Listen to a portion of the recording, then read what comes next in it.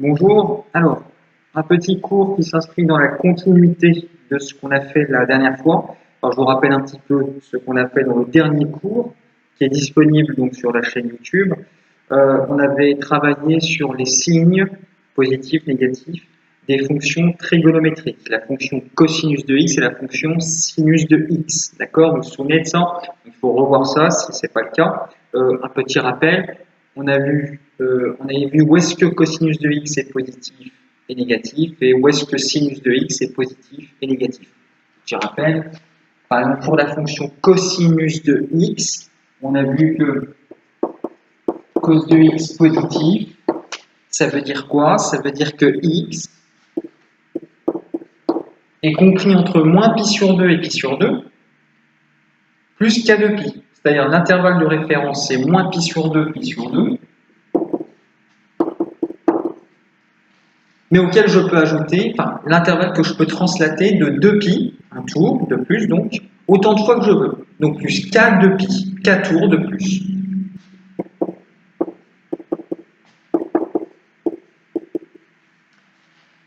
D'accord? Et puis on a vu aussi la même chose avec le sinus. Donc ça c'était le cosinus.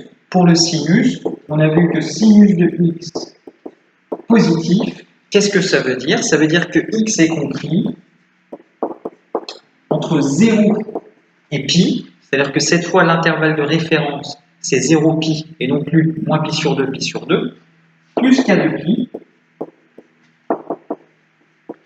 plus k de pi de chaque côté. Vu qu'à chaque fois que je fais un tour de plus, je peux faire autant de fois que je veux des tours en plus, dans un sens comme dans l'autre. Donc plus k de pi de chaque côté. D'accord? Donc je vous renvoie, si ça c'est pas acquis, je vous renvoie au cours précédent sur les signes des fonctions trigonométriques, cos de x et sin x. Aujourd'hui, on va continuer avec ça. Alors, je vais vous proposer un petit exercice. Voici l'énoncé de l'exercice. Donc, dans la partie exercice, vous pouvez recopier l'énoncé et puis vous pouvez commencer à le travailler, à chercher. Alors, on part d'une fonction f de x égale cosinus de 2x moins pi sur 3. Cosinus de 2x moins pi sur 3. Et le but, c'est quoi? Alors, vous avez deux questions. La première question, il s'agit de résoudre l'inéquation f de x supérieure ou égale à 0. Autrement dit, chercher où est-ce que cette fonction est positive. Et ensuite, dans une deuxième question, il faudra en déduire le signe de la fonction, mais attention, on se restreindra à l'intervalle 0, pi. Donc le signe positif-négatif de f de x sur 0, pi. D'accord? Alors je vais vous laisser réfléchir un petit peu. Vous pouvez mettre pause et réfléchir. Déjà au moins la première question. Comment faire pour résoudre l'inéquation f de x supérieure ou égale à 0? Je vous laisse réfléchir.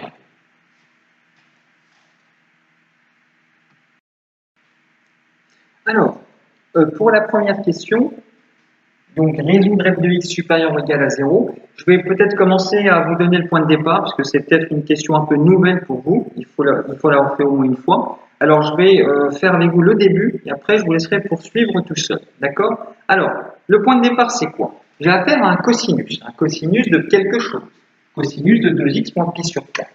Alors j'écris cosinus de 2x moins pi sur 3 supérieur ou égal à 0. C'est ce que je cherche. Et moi, je cherche les x pour lesquels ça, c'est positif. Bon. Alors, nous, on sait quand est-ce qu'un cosinus est positif. On sait quand est-ce qu'un cosinus est positif. On sait qu'un cosinus est positif lorsque les valeurs qu'il prend sont comprises entre moins pi sur 2 et pi sur 2 plus k de pi. Donc, ça veut dire quoi? Ça veut dire que pour que ce cosinus-là soit positif, il faut que 2x moins pi sur 3, donc la valeur mangée par cosinus, soit comprise entre moins pi sur 2 et pi sur 2 plus k de pi. Autrement dit, ça supérieur ou égal à 0, qu'est-ce que ça veut dire? Ça veut dire 2x moins pi sur 3 doit être compris entre moins pi sur 2 et pi sur 2 plus k de pi.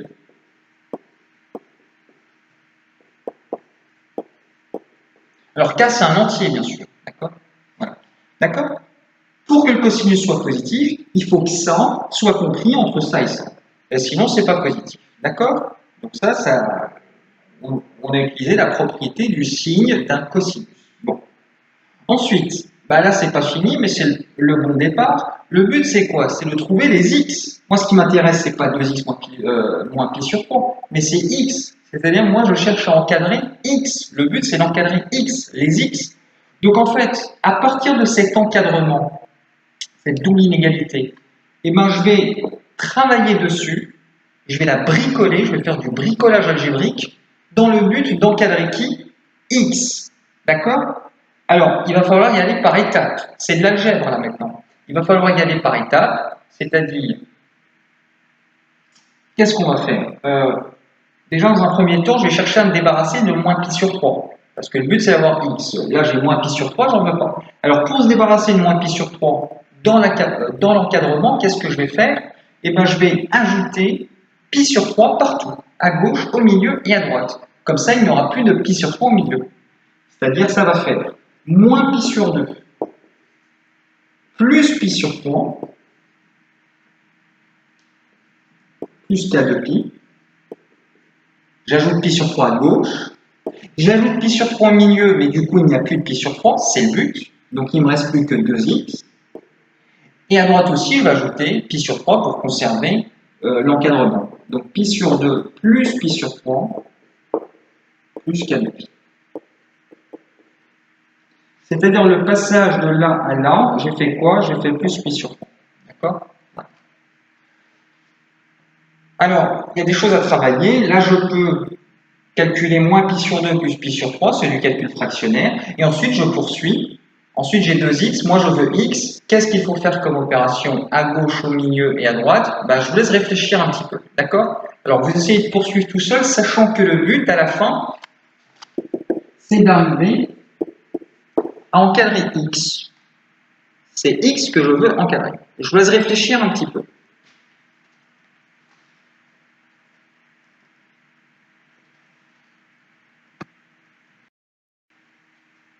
Alors, donc je poursuis, j'ai ça, et moi je veux encadrer x. Alors déjà dans un premier temps, ça se calcule. Moins pi sur 2 plus pi sur 3, c'est comme faire moins 1,5 plus 1 tiers. Je mets tout sur 6. Alors ça fait moins 3 plus le sixième, ça fait moins pi sur 6. Vous pouvez faire le calcul tout seul, c'est du calcul fractionnaire. Ça c'est moins pi sur 6. Pi sur 2 plus pi sur 3, c'est comme 3 pi sur 6 plus 2 pi sur 6.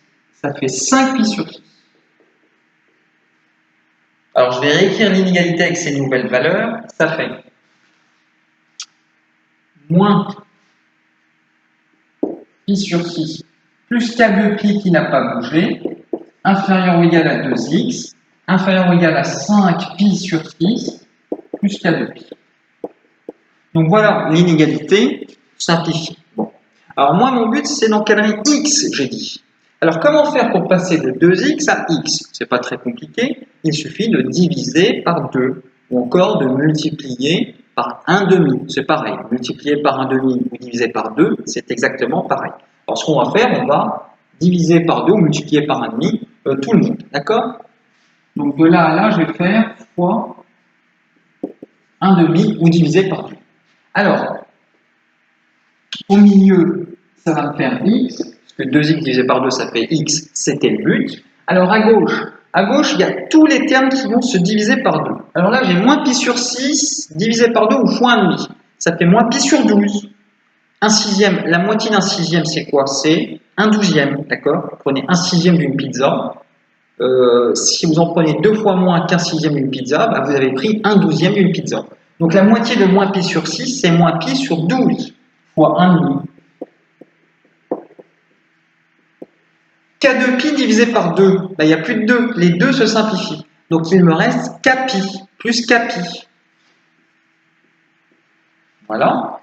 À droite, c'est le même principe. 5 pi sur 6 divisé par 2 ou fois 1/2. Ça fait 5 pi sur 12. K de pi divisé par 2, ça fait kpi. C'est pareil qu'ici. Et bien on y est arrivé. On a réussi à encadrer x. Donc la réponse à la question résoudre l'inéquation f de x supérieur ou égal à 0, et ben c'est les solutions, c'est quoi? C'est tous les x compris entre moins pi sur 12 et 5 pi sur 12 plus kpi de chaque côté. Alors, c'est peut-être un petit peu abstrait, parce que c'est vrai qu'en général, les solutions, c'est des intervalles ou des nombres, un ensemble de nombres. Là, c'est un peu bizarre de trouver des solutions sous la forme d'un encadrement. Mais comment est-ce qu'il faut comprendre cet encadrement? Pareil qu'avec cosinus de x et sinus de x. En fait, ces valeurs de x, il faut les comprendre comment? Alors là, ce que je vais faire, c'est en plus, hein, c'est juste une petite illustration pour que vous compreniez, mais sinon, la réponse, c'est ça. Mais comment est-ce qu'il faut comprendre ça? Ça, il faut le comprendre comme l'intervalle moins pi sur 12, 5 pi sur 12.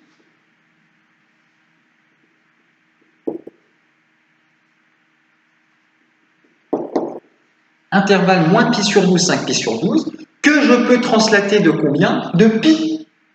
De pi plus kpi. D'un côté comme de l'autre, autant de fois que je veux. Donc ça, c'est un intervalle où ma fonction, elle est positive, ou une courbe au-dessus de l'axe des abscisses. Et puis à chaque fois que vous translatez cet intervalle de pi, donc pi plus loin, vous retrouvez un intervalle, pi plus loin, vous retrouvez un intervalle où la fonction redevient positive. Bon, là, vous allez avoir moins pi sur 12 plus pi, 5 pi sur 12 plus pi. Pi plus loin, donc moins pi sur 12 plus 2 pi, 5 pi sur 12 plus 2 pi, vous allez retrouver un intervalle où la fonction est positive. Pareil de l'autre côté, moins pi, vous allez avoir l'intervalle 5 pi sur 12 moins pi sur 12 moins pi, donc 5 pi sur 12 moins pi et moins pi sur 12 moins pi, etc., moins 2pi, moins 3pi, etc. Vous pouvez translater autant de fois que vous voulez. Là, pardon, c'est moins pi sur 12 plus pi, 5 pi sur 12 plus pi. Voilà. Donc en fait, tous les intervalles pleins, là, c'est tous les intervalles où votre fonction est positive. Cosinus de 2x moins pi sur 3. D'accord? Et puis dans les trous, là, c'est les intervalles où votre fonction, cos de 2x moins pi sur 3, est négative.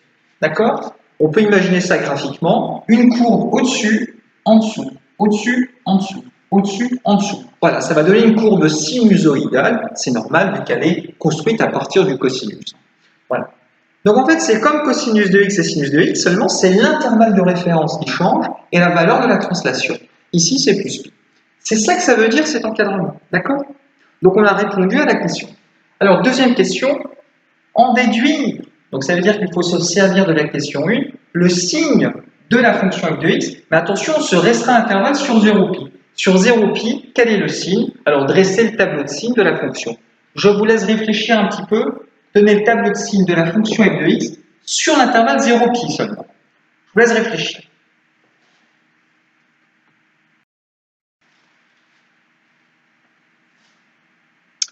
Alors, donc on va répondre à la question numéro 2. Il s'agit de donner le signe sur 0pi de la fonction f de x. Alors j'ai préparé mon tableau de signes, le tableau de signes, x allant de 0 à pi, d'accord? Et il s'agit de trouver le signe positif, négatif. Alors, en fait, on va se servir de quoi? On va tout simplement se servir de ça. On sait que f est positif sur tous les intervalles pleins et négatif sur tous les intervalles vides. Alors, il faut juste localiser 0 et pi. Parce que là, je l'avais entre 0 et pi. Donc, on va localiser là-dedans 0 et pi. Alors, où se situe 0? Pas compliqué. Moins pi sur 12 est négatif, 5 pi sur 12 est positif. 0, il est quelque part entre les deux. Il est situé quelque part entre les deux. Bon. Où est situé pi? Alors, pi, situé après. Alors là, regardez voir. Là, j'ai pi moins pi sur 12. Là, j'ai pi plus 5 pi sur 12. Pi moins quelque chose, pi plus quelque chose. Donc, pi, il est entre les deux. Il est dans cet intervalle. D'accord?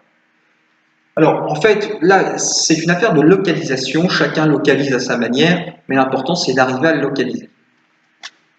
Donc, pi, il est quelque part entre les deux. Pas forcément pile poil au milieu, mais en tout cas, il est dans cet intervalle. Voilà.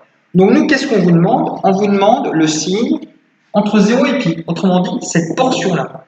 Alors, qu'est-ce que ça va donner?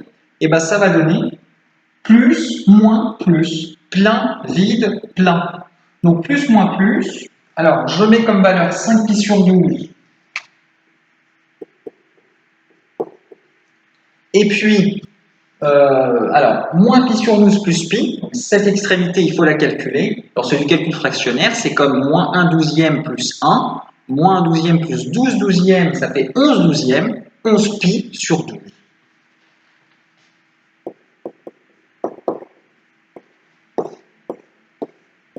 Donc, plus, moins, plus, moins, plus. Voilà votre tableau de signes. D'accord? Plus, moins, plus. Bah, là, on a répondu à la question. Le signe, le tableau de signes de f de x entre 0 et pi. Bah, ça donne ça. Donc, ça fait une courbe qui est au-dessus de l'axe, en dessous de l'axe, au-dessus de l'axe des abscisses. Voilà.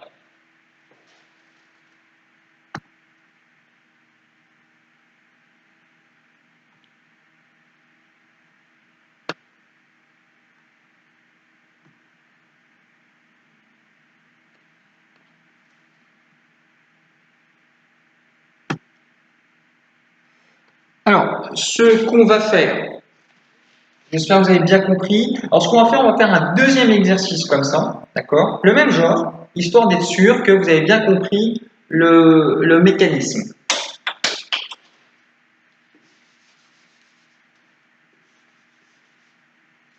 Alors, en fait, ça va être le même énoncé, on va juste changer la fonction. Alors, je vais prendre une nouvelle fonction, je vais prendre celle-ci.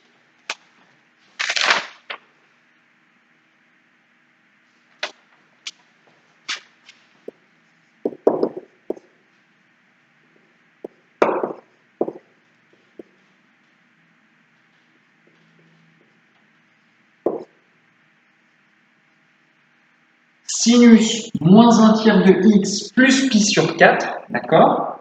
Donc là, c'est un sinus, pour changer, il faut varier les plaisirs.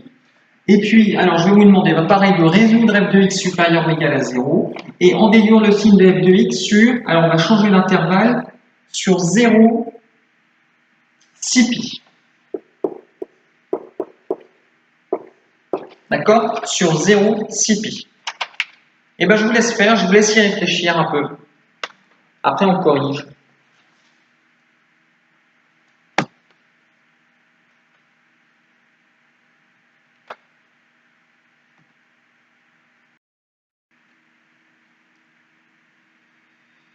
Alors, on va corriger.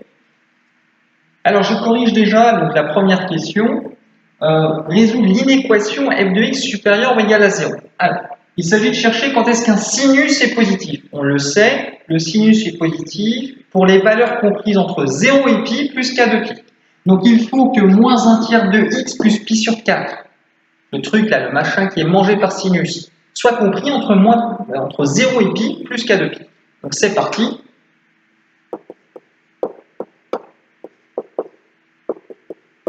Qu'est-ce que ça veut dire f de x supérieur ou égal à 0? Ça veut dire moins 1 tiers de x plus pi sur 4 compris entre 0 plus k de pi et pi plus k de pi. Voilà ce que c'est. D'accord?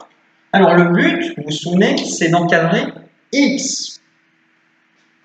Alors on va déjà se débarrasser de plus pi sur 4. Pour s'en débarrasser, qu'est-ce qu'il suffit de faire? Il suffit de faire moins pi sur 4 partout, à gauche, au milieu et à droite. Alors ça fait donc je vais passer de là à là en faisant moins pi sur 4. Alors ça fait moins pi sur 4, 0 moins pi sur 4, moins pi sur 4, plus k de pi, inférieur ou égal à moins 1 tiers de x, il n'y a plus de pi sur 4, c'était le but, inférieur ou égal à pi moins pi sur 4, pi moins pi sur 4, plus k de pi, il ne faut pas l'oublier ça. Ok, c'est clair? Voilà. Bon, on poursuit. Alors, on va faire quelques calculs. Là, il n'y a rien à changer. Pi moins pi sur 4, ça fait, c'est comme 1 moins 1 quart. Une pizza moins 1 quart d'une pizza. Pi, comme pizza d'ailleurs. Pi moins pi sur 4, 3 pi sur 4. Alors, je réécris tout ça, ici, là-bas, là-bas.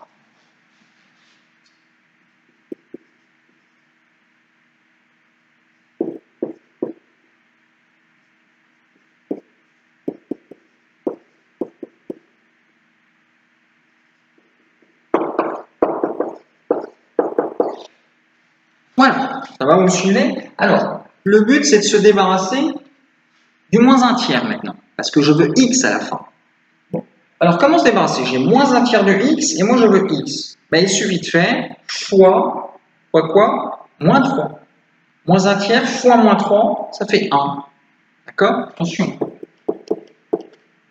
Moins un tiers fois combien? Moins un tiers fois combien égale 1? Bah, fois moins 3.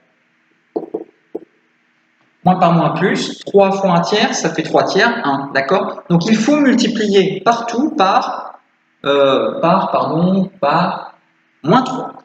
Bah, c'est parti.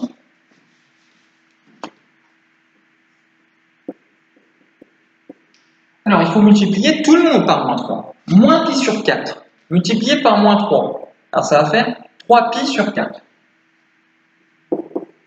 Moins par moins plus, 3 fois pi, 3 pi sur 4.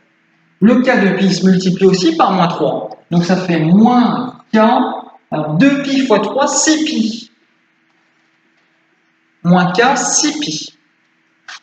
Alors ici je vais mettre, donc c'est x au milieu, c'était le but. Alors je ne vais pas mettre les inégalités, vous allez comprendre après pourquoi. Ici, 3 pi sur 4 fois moins 3, ça fait moins 9 pi sur 4. Et plus k de pi fois moins 3, moins k 6 pi.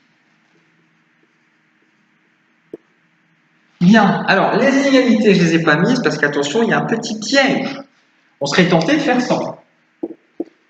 Mais attention, on sait que lorsqu'on multiplie une inégalité par un nombre négatif comme moins 3, et ça change de sens. Qu'est-ce que je suis en train de raconter? Je suis en train de dire que, par exemple, 3 c'est plus que 6. Si vous multipliez par moins 2 chaque côté, ici vous allez avoir moins 6, ici vous allez avoir moins 12. Qui est plus grand cette fois? C'est moins 6. L'inégalité a changé de sens. Pourquoi? Parce qu'on a multiplié par un nombre négatif. Donc bien faire attention à ce petit piège qui est très classique. Lorsqu'on multiplie par un nombre négatif, les inégalités changent de sens, c'est tout. Donc ça veut dire que là, ça fait ça. Alors je vais la réécrire plus joliment, c'est-à-dire je vais la réécrire dans le bon sens. Ça fait x compris. C'est-à-dire dans le bon sens, je veux dire du plus petit au plus grand, dans l'ordre croissant. Donc x compris entre moins 9 pi sur 4, moins k 6 pi, 3 pi sur 4, moins k 6 pi. Voilà la réponse du plus petit au plus grand. Je l'ai écrit dans le bon sens. Alors, voilà la réponse à la question. Résoudre l'inéquation. Les solutions, c'est tous les x, compris entre moins 9 pi sur 4, 3 pi sur 4, plus k 6 pi. Alors, je fais la petite illustration graphique qui n'est pas obligatoire, mais qui enfin permet quand même d'illustrer, de donner un support graphique à ça. C'est pas mal. On est en train de dire qu'entre moins 9 pi sur 4 et 3 pi sur 4,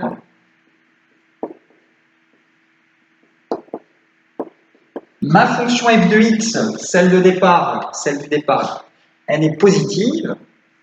Et à chaque fois que je translate de 6 pi cette fois, je peux faire autant de fois 6 pi que je veux qu'à 6 pi. À chaque fois que je translate de 6 pi dans un sens comme dans l'autre,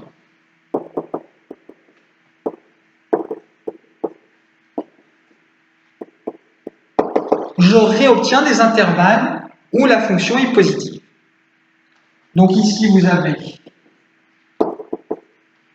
moins 9 pi sur 4 plus 6 pi.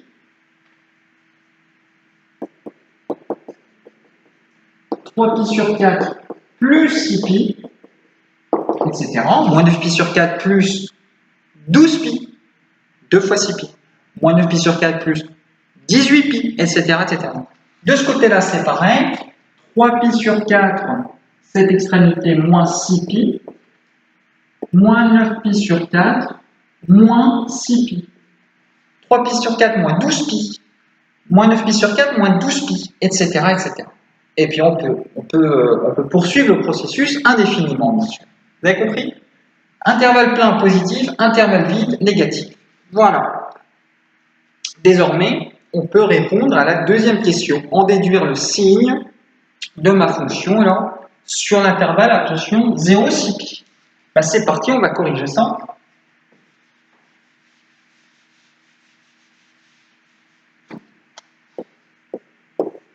Je prépare mon tableau entre 0 et 6 pi. Alors qu'est-ce qu'il faut faire? Ben, comme dans l'exercice précédent, il s'agit de localiser 0 et 6 pi, ici, dans cette illustration graphique. Où se situe le 0? Alors 0 c'est facile, parce que ça c'est négatif, ça c'est positif. Donc il est quelque part entre les deux.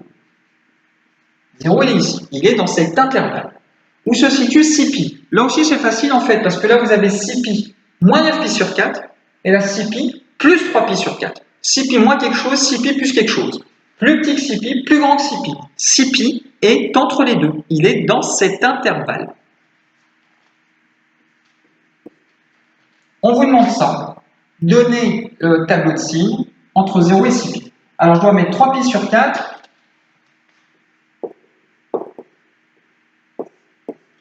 et je dois mettre cette valeur-là à calculer.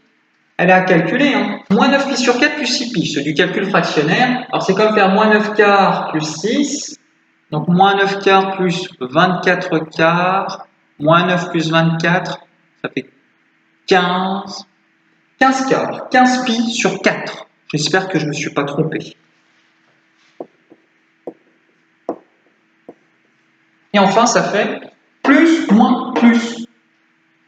Plein, vide, plein.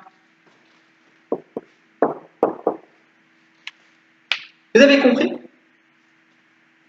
Voilà la réponse à la question numéro 2.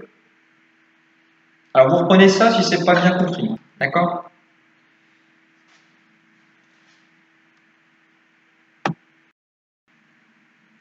Alors, on va poursuivre. Alors cette fois, il faut prendre la partie cours. Donc pareil, c'est dans la suite de ce chapitre. Toujours dans la trigonométrie. Vous prenez la partie cours, s'il vous plaît. Partie cours, on va voir une propriété. Alors une propriété en fait que vous connaissez déjà en fait, hein, mais c'est juste qu'on va l'écrire plus mathématiquement. Bon, vous savez, un petit rappel, vous savez que le cercle trigonométrique, dans un cercle trigo, un tour complet c'est 2 pi, c'est pour ça qu'à chaque fois que je fais un tour de plus, enfin à chaque fois que j'ajoute 2 pi, en fait, excusez-moi, je reprends. Vous savez qu'un tour complet, ça correspond à 2 pi. Vous savez que lorsque je fais un tour de plus, je retombe sur mes pattes. Et donc que je retrouve le même cosinus et le même sinus. Vu que je retrouve la même position avec un tour de plus, c'est-à-dire là vous avez par exemple un x, un nombre x, lorsque vous lui faites faire un tour de plus, vous retrouvez un nombre qui va avoir le même cosinus et le même sinus, puisqu'il sera à la même position. D'accord? Alors mathématiquement, qu'est-ce que ça veut dire? Bah, tout simplement, ça veut dire que le cosinus d'un nombre x auquel j'ajoute 2 pi. X plus 2 pi, c'est quoi? C'est le nombre auquel j'ai fait faire un tour de plus. Donc je retourne sur mes pattes à la même position. Et bien je retrouve le même cosinus, c'est-à-dire c'est égal à cosinus de x. C'est ça que ça veut dire mathématiquement. Faire un tour de plus, c'est retomber sur ses pattes. Mathématiquement, ça veut dire cosinus de x plus 2 pi égale cosinus de x. D'accord? Vous avez compris ça, j'espère? Je répète. Hein. Vous avez un x placé ici, par exemple. Lorsque vous faites x plus 2 pi, eh ben c'est ce nombre-là auquel j'ai fait faire un tour de plus. Donc vous retombez ici, à la même position. Donc puisque c'est la même position, le cosinus, donc l'abscisse, ça sera la même. Donc autrement dit, cosinus de x plus 2 pi, c'est la même chose que cosinus de x. Pareil pour le sinus. Sinus de x plus 2 pi, c'est le même principe, hein, puisque je retrouve la même position, donc le même sinus, égale sinus de x. Voilà. Alors, il y a un peu de vocabulaire autour de ça. Alors, qu'est-ce que ça veut dire? En fait, on est en train de dire que cosinus et sinus sont des fonctions qui se répètent tous les 2 pi. C'est ça qu'on est en train de dire, mathématiquement. Alors, ça porte un nom. on dit que les fonctions cos et sin sont 2π périodiques. 2π périodiques. Ou encore qu'elles ont une période égale à 2π. C'est pareil. Alors on va écrire ça, c'est du vocabulaire à connaître. On dit que cosinus de x et sinus de x sont 2π périodiques. 2π-périodiques, ça veut dire qu'elles se répètent tous les 2π. Hein, c'est ça que ça veut dire.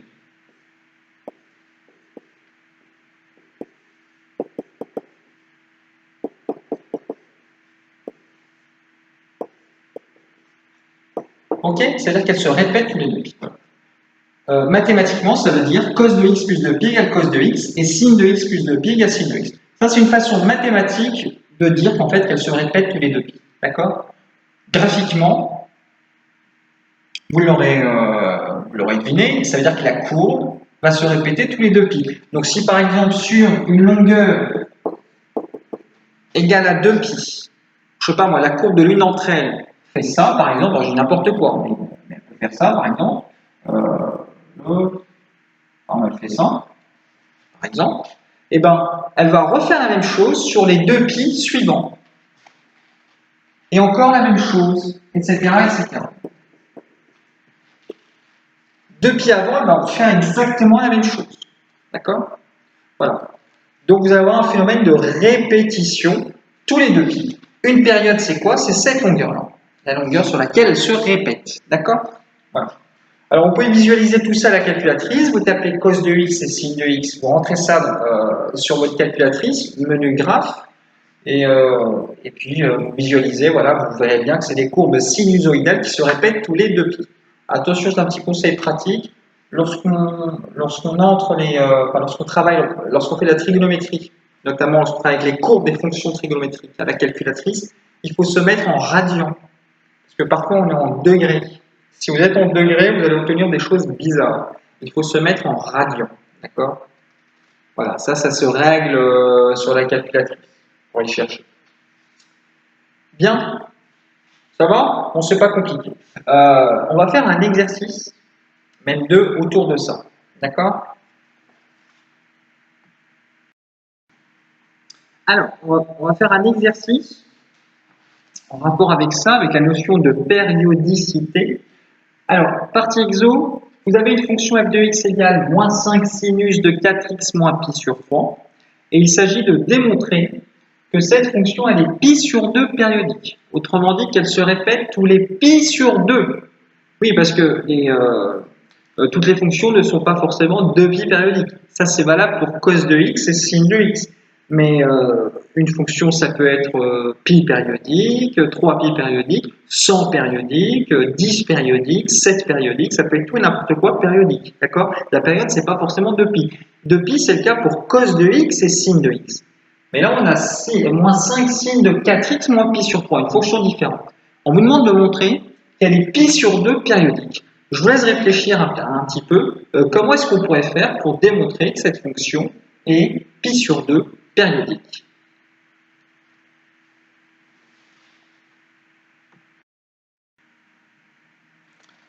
Alors, on va corriger. Plutôt, je vais vous aider. Alors, comment démontrer qu'elle est pi sur 2 périodique? Alors, qu'est-ce que ça veut dire mathématiquement une fonction qui se répète tous les pi sur 2? Non pas tous les 2π, mais tous les pi sur 2. Mathématiquement, qu'est-ce que ça veut dire? Ça veut dire qu'elle doit vérifier une égalité. Laquelle? Celle-ci. Ça veut dire que f de x plus pi sur 2, c'est la même chose que f de x. C'est-à-dire, en fait, ça veut dire que lorsque vous prenez un nombre, pi sur 2 plus loin, je retrouve la même image. D'accord? Pi sur 2 plus loin, on retrouve la même image. C'est ça que ça veut dire que la fonction va se répéter tous les pi sur 2. Pi sur 2 plus loin, on retrouve la même image. C'est-à-dire f de x plus pi sur 2 égale f de x. Dans le cas de cos de x, c'est cos de x plus 2pi égale cos de x. Dans le cas de cette fonction, c'est f de x plus pi sur 2 égale f de x. D'accord? Donc il s'agit de démontrer cette égalité. Voilà, c'est comme ça qu'on va s'y prendre. Alors, Pour démontrer cette égalité, alors en général, 90% du temps en mathématiques, pour démontrer une égalité, on part d'un côté pour essayer d'arriver à l'autre côté. Et ben, c'est ce qu'on va essayer de faire ici. On va partir de la gauche pour arriver à la droite. Donc je pars de f de x plus pi sur 2.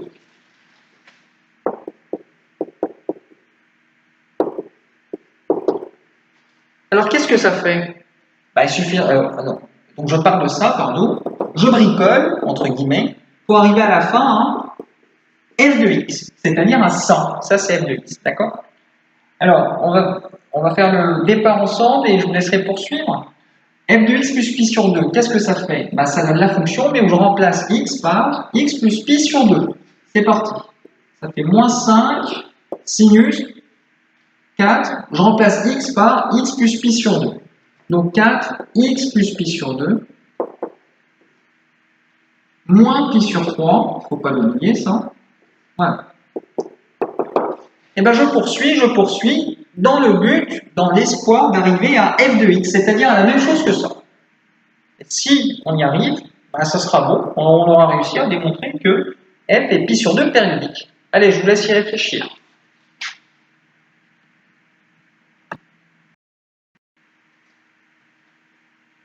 Alors, on reprend donc moins 5 sinus de ça. Ça fait, qu'est-ce qu'on peut faire? Et ben, on peut déjà développer ceci, par exemple. On ne peut pas faire autre chose en même temps.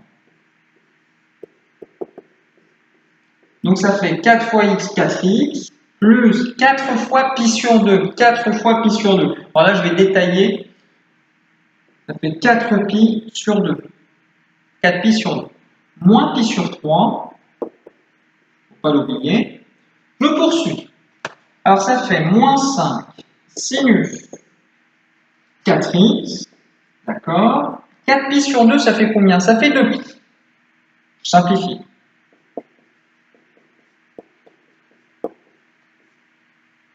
Moins pi sur 3. Bon, très bien. Alors, moi, mon but, c'est d'arriver à 100, à f de x. Je dois retrouver la même chose qu'au départ. Alors là, qu'est-ce qui me gêne? J'ai tout, mais ce qui me gêne, c'est le 2pi. J'ai un 2pi en trop. Ça pose problème, parce que moi, j'aimerais bien le faire disparaître. Alors, il ne s'agit pas de le faire disparaître comme ça par tour de magie. La magie, ça n'a pas sa place en mathématiques. Alors, pourquoi est-ce qu'on peut l'enlever? C'est plutôt ça la question. Alors, ce qu'on va faire, je vais réécrire ça un peu différemment. Je vais juste changer les places la place de ces termes-là. Je vais mettre 4x et moins pi sur 3 ensemble parce que c'est ce que je veux. Et je vais même les mettre pour bien indiquer qu'ils sont ensemble entre parenthèses. D'accord, ensemble. Et le plus de pi, je vais le mettre à côté. Histoire de dire que ça, c'est le terme que je ne veux pas. Et ça, c'est ce que je veux. Bon. Alors, regardez voir. Là, qu'est-ce que j'ai? J'ai sinus de quelque chose, 4x moins pi sur 3, donc un truc, plus de pi. Mais qu'est-ce qu'on sait sur sinus de quelque chose plus de pi? Je sais que c'est la même chose que le sinus de ce quelque chose. Je sais que sinus de quelque chose plus de pi, c'est comme sinus de ce quelque chose. Pourquoi? Parce que la fonction sinus, on sait qu'elle est 2pi périodique. Elle se répète tous les 2pi. Donc ce quelque chose plus de pi, en fait, le 2pi ne sert à rien. Je vais retrouver le même sinus. Je peux me permettre donc de l'enlever. Vous comprenez? Je répète, sinus de quelque chose plus de pi, c'est comme sinus de ce quelque chose. Quel que soit ce quelque chose. Ça peut être x, 4x moins pi sur 3, peu importe. D'accord? Voilà. Donc en fait, ça va faire moins 5 sinus de ça, tout simplement. Je peux enlever le 2pi à cause de la 2pi périodicité de sinus.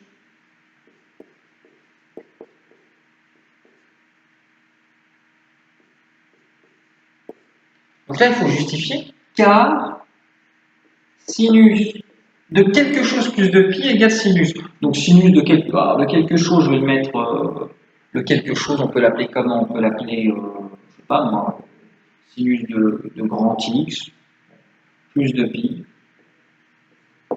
égale sinus de grand X. Car sinus est 2pi périodique, si vous préférez. Mon grand X, c'est quoi ici? C'est ça. Grand X plus 2pi, c'est pareil que grand X. D'accord? J'espère que c'est clair cette histoire. On a tout simplement exploité la 2π périodicité de sinus. Sinus de n'importe quoi plus de pi, bah, c'est sinus de ce n'importe quoi, tout simplement. D'accord? Avec cosinus, ça aurait été pareil, bien sûr. Bah justement, en parlant du loup, on va faire un autre exercice du même genre, mais on va changer la fonction. D'accord? Donc au lieu de prendre cette fonction, je vais prendre celle-ci.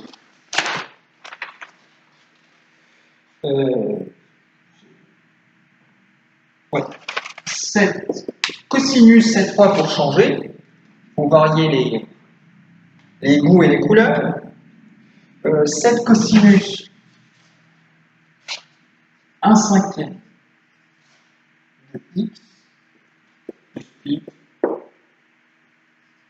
sur 4. D'accord? Plus pi sur 4. Il s'agit de montrer que cette fonction est 10 pi périodique.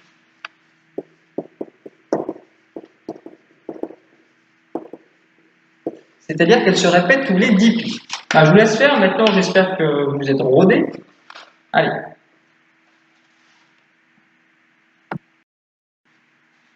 Alors, il s'agit donc de montrer que cette fonction est 10 pi périodique. Bah, pareil, même principe, même méthode. On va démontrer l'égalité f de x plus 10 pi. F de x plus 10 pi. Donc, montrons que f de x plus 10 pi est égal à f de x. D'accord?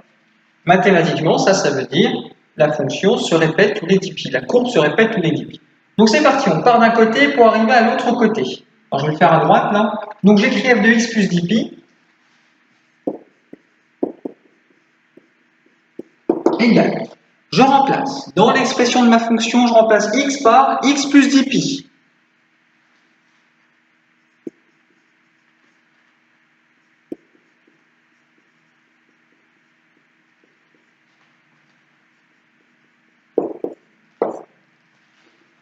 Voilà, plus pi sur 4.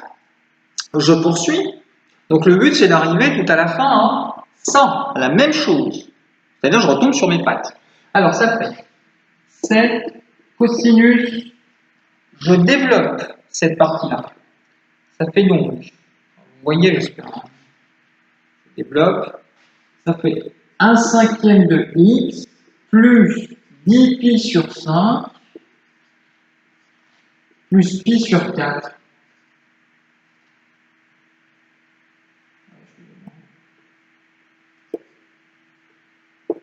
Voilà, 1/5 de x plus 10 pi sur 5 plus pi sur 4.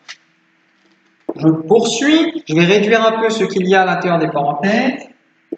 7 cosinus. Alors 1/5 de x, ça ne bouge pas. 10 pi sur 5, ça fait 2 pi, ça simplifie. 2 pi. Ah bah je suis content, il y a 2 pi qui apparaît. Donc ça sent la suppression alors.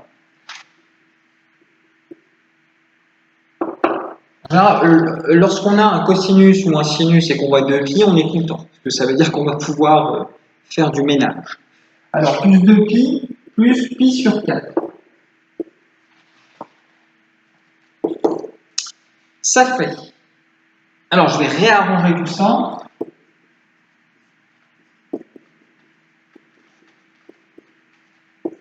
Je vais mettre ensemble 1/5 de x plus pi sur 4, c'est ce que je veux. Et le 2 pi, je vais l'isoler.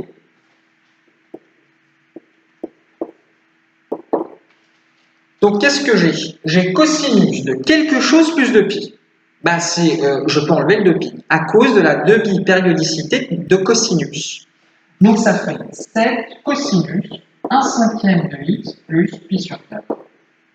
Car cosinus de quelque chose que je peux appeler grand x pour ne pas le confondre avec le petit x.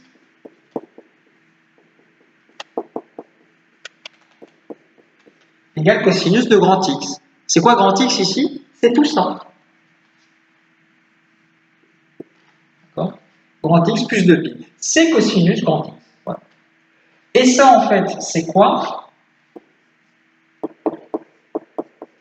Ben, c'est f de x. Oui, j'ai oublié de dire ça dans l'exercice d'avant. J'ai oublié de dire à la fin que j'obtenais donc f de x. Tout ça, là, c'est la même chose que ça, donc c'est f de x. Donc qu'est-ce que j'ai démontré? J'ai démontré que f de x plus 10π, c'est la même chose que c'est égal à f de x. Donc j'ai démontré en fait que la fonction f est 10π périodique, elle se répète tous les 10π. Autrement dit, si sa courbe fait, je sais pas quoi, ça par exemple sur une longueur de 10π, 10π plus loin, vous allez retrouver la même forme, etc., etc. Dans l'autre sens, c'est pareil. D'accord? Voilà. Bon, j'espère que c'est compris. Si c'est pas le cas, essayez de reprendre tout ça. Il y aura encore au moins un cours où il s'agira de faire des exercices, enfin au moins un exercice de synthèse très important parce qu'il va vraiment, enfin très intéressant aussi parce qu'il va vraiment synthétiser un peu toutes les connaissances et les savoir-faire de ce chapitre de trigonométrie. Voilà. Il y aura pas mal de petites questions, ça sera un exercice riche, donc ça sera dans la prochaine vidéo, un exercice, peut-être même deux, de synthèse. Voilà. Mais en attendant, travaillez cette vidéo. Voilà. Allez, bon courage.